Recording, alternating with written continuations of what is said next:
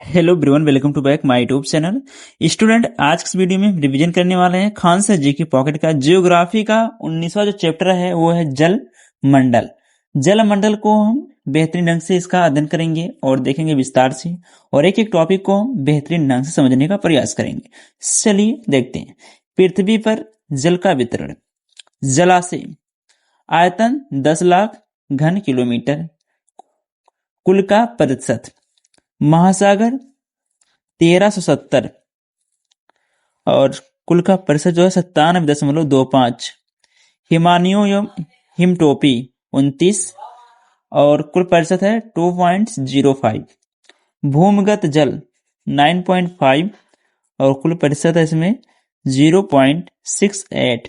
झीलें 0.125 कुल प्रतिशत है 0.01। वायुमंडल 0.013 और कुल प्रतिशत है 0.001। तो ये था पृथ्वी पर जल का वितरण का जो कुछ तालिका में बताया है। अब इसको देखते हैं आगे बढ़ के। पर्यावरणीय संगठनों में जल का महत्वपूर्ण स्थान है, क्योंकि इसके बिना किसी भी जीव का अस्तित्व संभव नहीं है। संपूर्ण पृथ्वी का 3/4 भाग लगभग 71% पर जलमंडल का विस्तार है। उत्तरी गोलार्ध का 60.7% और दक्षिणी गोलार्ध का 80.9% भाग महासागरों से ढका है। जलमंडल के सर्वाधिक बड़े घटक महासागर हैं।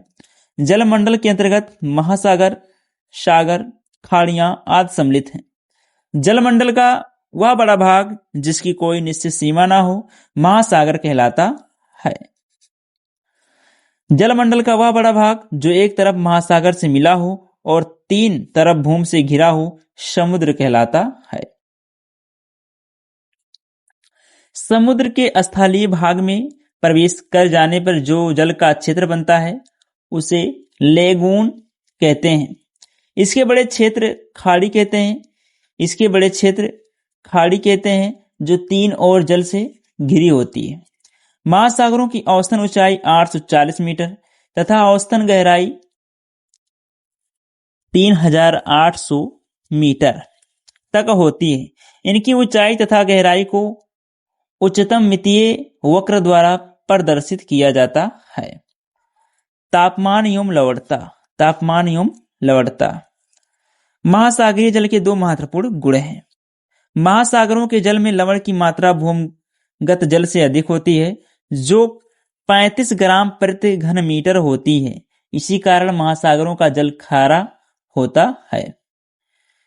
20 डिग्री सेल्सियस से 40 डिग्री सेल्सियस उत्तरी अक्षांश और 10 डिग्री से 30 डिग्री दक्षिण अक्षांशों के मध्य सबसे अधिक लवणता पाई जाती है। विषुवत रेखा से ध्रुवों की ओर जाने पर लवणता घटती जाती है।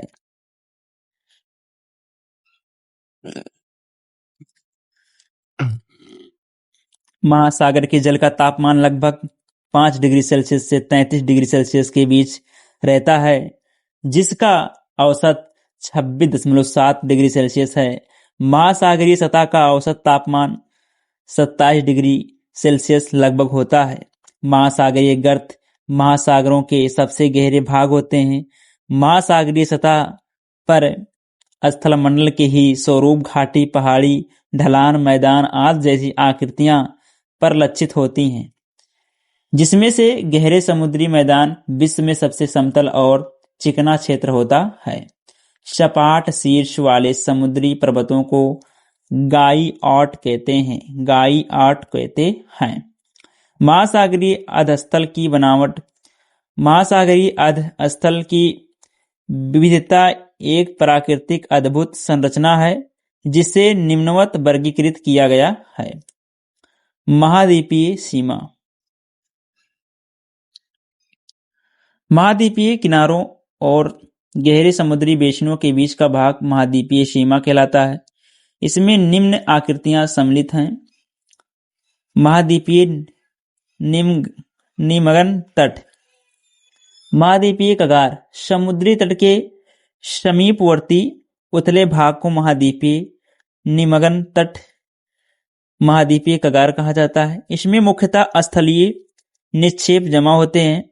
इनका ढाल 1 डिग्री से 30 डिग्री तक व गहराई 150 से 200 मीटर होती है। यह सागरीय भाग के कुल 7.5% क्षेत्रफल विस्तृत है। आर्कटिक महासागर में इनकी चौड़ाई अन्य महासागरों की तुलना में सर्वाधिक है। आर्कटिक महासागर का साइबेरियाई शेल्फ दुनिया का सबसे बड़ा महाद्वीपीय शेल्फ है।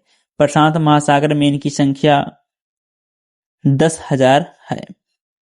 महाद्वीपीय ढाल। महाद्वीपीय शेल्फ की समुद्र की ओर की सीमा को महाद्वीपीय ढाल कहते हैं। इसकी औसत गहराई 200 से 3,000 मीटर तक होती है। इन्हें महाद्वीपों की अंतिम सीमा भी कहा जाता है।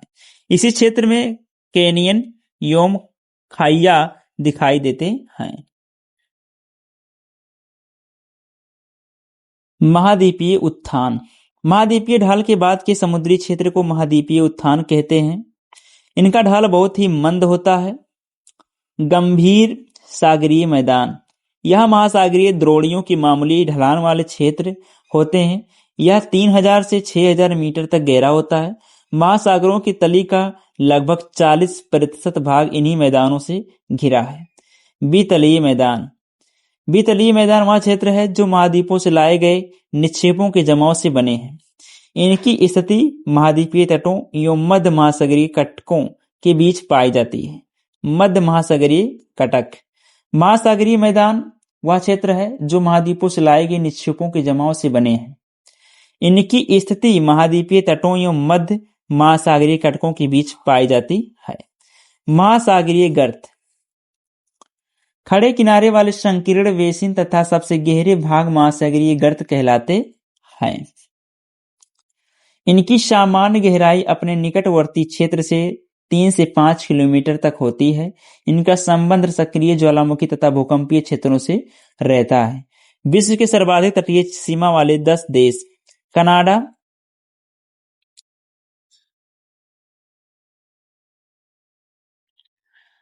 है 2,02,080 किलोमीटर। नॉर्वे है 58,133 किलोमीटर। इंडोनेशिया है 54,720 किलोमीटर। रूस है 37,653 किलोमीटर। फिलीपींस है 36,289 किलोमीटर। जापान है 29,751 किलोमीटर। ऑस्ट्रेलिया है 25,760 किलोमीटर। यूएसए है 19,924 किलोमीटर। अंटार्कटिका है 17,968 किलोमीटर और न्यूजीलैंड है 15,134 किलोमीटर। नोट: भारत की तटीय सीमा की लंबाई 7,500 किलोमीटर है और वह विश्व में 16वें स्थान पर है। तो आज के लिए इतना ही। मिलते हैं नेक्स्ट वीडियो में। तब तक के लिए पढ़ते रहिए, मस्त रहिए। जय हिंद, जय भारत।